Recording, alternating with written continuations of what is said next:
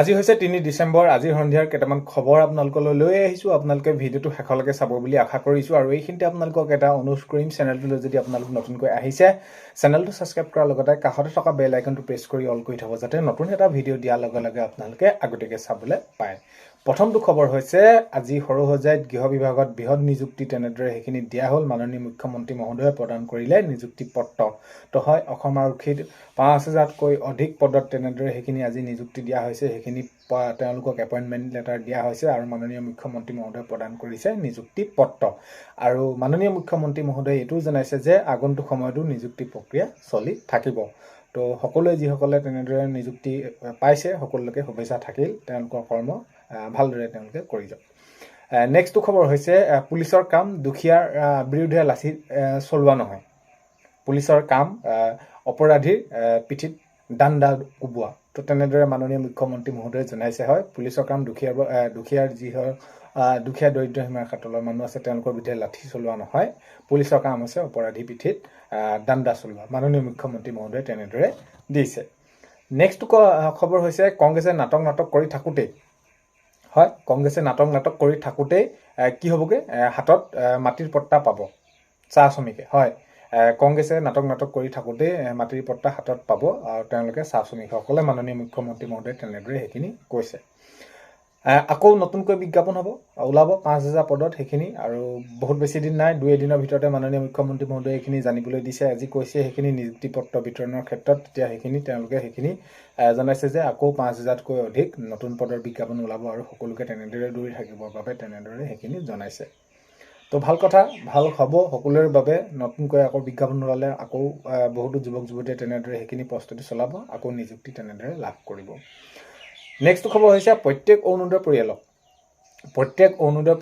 পৰিয়ালক কি কৰিব, ২৫০ টকা ৰেহাই দিয়া হ'ব। যেতিয়া নেকি গেছ তেওঁলোকে ক্ৰয় কৰিব, তো তেতিয়া কি কৰা হ'ব, ২৫০ টকাকৈ তেওঁলোকে আকৌ পাব।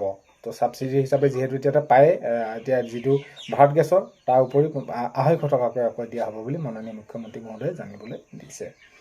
নেক্সট খবৰ হৈছে, চৰকাৰৰ বিৰুদ্ধে কি কৰিছে, ১০৮ মৃত্যুঞ্জয় কৰ্মচাৰী ধাৰাবাহিক প্ৰতিবাদ। তো সচলত তেওঁলোকে সেইখিনি উত্তাল প্ৰতিবাদ কৰিছে। তেওঁলোকৰ যিসমূহ সমস্যা আছে সমাধানৰ ক্ষেত্ৰত তেওঁলোকে সেইখিনি তেওঁলোকৰ সমস্যাসমূহ সমাধান কৰাৰ ক্ষেত্ৰত দীৰ্ঘদিনৰ পৰা আজি তেওঁলোকে সেইখিনি জনাইছে। আৰু আজি চৰকাৰৰ বিৰুদ্ধে ১০৮ মৃত্যুঞ্জয় কৰ্মচাৰী ধাৰাবাহিক তেনেদৰে প্ৰতিবাদ, উত্তাল সচল ধৰ্ণাস্থলী।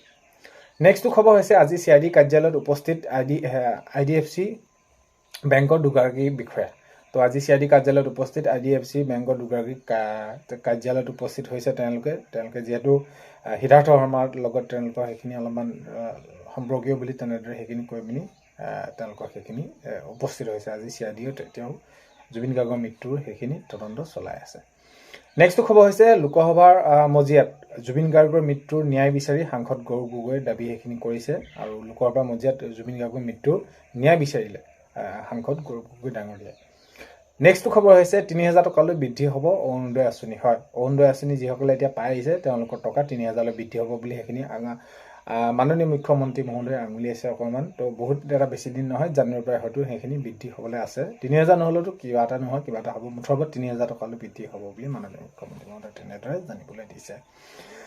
নেক্সটটো খবৰ হৈছে, চৰকাৰী ঘৰৰ লিষ্টৰ পৰা বহুতো নাম কৰ্তন হ'ব। এতিয়া এইখিনি ক্ষেত্ৰত এতিয়া যিমানে স্বচ্ছ আৰু নিকাভাৱে কৰিবলৈ যাওঁতে এইখিনি কামত কিছুমান এতিয়া সাঙুৰ খাই পৰিছে। কাৰণ কেলৈ, কাৰোবাৰ ধৰ এতিয়া পকা ঘৰ যদি আছে, কাৰোবাৰ গোহালি ঘৰকে তেনেদৰে ফটো মাৰি পিনি তেনেদৰে সেইখিনি দিছে। আৰু এইখিনি ক্ষেত্ৰত চৰকাৰ কঠোৰ হৈছে আৰু সেইখিনি জনাইছে যে যিসকল সখী তেনেদৰে জড়িত আছিল বা পঞ্চায়তৰ কোনোবা প্ৰতিনিধি, সেইখিনি ক্ষেত্ৰত তেওঁলোকক সেইখিনি ৰেহাই দিয়া নহ'ব। কাৰণ কেলৈ, যিসকল প্ৰকৃততে দুখীয়া দৰিদ্ৰ সীমাৰেখাৰ তলৰ পৰিয়াল তেওঁলোকক ঘৰ দিয়া হ'ব আৰু এইখিনি ক্ষেত্ৰত কঠোৰ হ'ব চৰকাৰে, এইখিনি জানিবলৈ দিছে। নেক্সটটো খবৰ হৈছে, ভাৰতৰ সকলো ৰাজ্যৰ ভিতৰত অসম আৰক্ষীৰ নতুন আইন অনুসৰি কাম কৰাত শীৰ্ষস্থান লাভ কৰিছে। তো মাননীয় মুখ্যমন্ত্ৰী মহোদয়ে তেনেদৰে সেইখিনি আজি জনাইছে। এইখিনি সৰুসজাইত গৃহ বিভাগত যেতিয়া নেকি নিযুক্তি পত্ৰ দিয়া হৈছিলে। নেক্সটটো খবৰ হৈছে, মামা CM থকালৈকে চাকৰিৰ বাবে এটকাও দিব নালাগে বুলি মাননীয় মুখ্যমন্ত্ৰী মহোদয়ে আজি সেইখিনি জনাইছে। যে হয়, এতিয়া প্ৰকৃত স্বচ্ছ আৰু নিকাভাৱে হৈছে সেইখিনি নিজৰ কষ্টৰ ফলত তেওঁলোকে সেইখিনি পাইছে, নিযুক্তি পাইছে, যিসকলে যুৱক যুৱতীয়ে পাইছে, আৰু চাকৰিৰ বাবে এটকাও দিব নালাগে বুলি মাননীয় মুখ্যমন্ত্ৰী মহোদয়ে জনাইছে। নেক্সটটো খবৰ হৈছে 48 ঘণ্টাৰ পিছত মধ্য অসমত চলিব বৃহৎ উচ্ছেদ অভিযান। তো 48 ঘণ্টাৰ পিছতে মধ্য অসমত চলিব বৃহৎ উচ্ছেদ অভিযান, আৰু এইখিনি ক্ষেত্ৰত মাননীয় মুখ্যমন্ত্ৰী মহোদয়ে জনাইছে যে আগন্তুক সময়ত যেনেদৰে এইখিনি কৰিম বুলি কৈছোঁ, কৰি যাম, উচ্ছেদ চলিয়ে থাকিব, এতিয়া চলিছে, চলিছিল, চলিব আৰু চলিয়ে থাকিব বুলি মাননীয় মুখ্যমন্ত্ৰী মহোদয়ে জনাইছে। আৰু মুখ্যমন্ত্ৰী হৈ থকালৈকে অবৈধ মিয়া যিসকল আছে কোনো শান্তিত থাকিব নোৱাৰে বুলি সেইখিনি মাননীয় মুখ্যমন্ত্ৰী মহোদয়ে জনাইছে। চ' আজি ভিডিঅ'টো এইখিনি আছিলে। আপোনালোকে ভিডিঅ'টো শেষলৈকে চোৱাৰ বাবে বহুতে বেছি ধন্যবাদ। এইখিনিতে আপোনালোকক এটা অনুৰোধ কৰিম, চেনেলটোলৈ যদি আপোনালোক নতুনকৈ আহিছে ছাবস্ক্ৰাইব কৰাৰ লগতে কাষতে থকা বেল আইকনটো প্ৰেছ কৰি অল কৰি থ'ব, যাতে নতুন এটা ভিডিঅ' দিয়াৰ লগে লগে আপোনালোকে আগতীয়াকৈ চাবলৈ পায়। অন্য এটা ভিডিঅ'ৰ সৈতে লগ পোৱাৰ আশাৰে আজিলৈ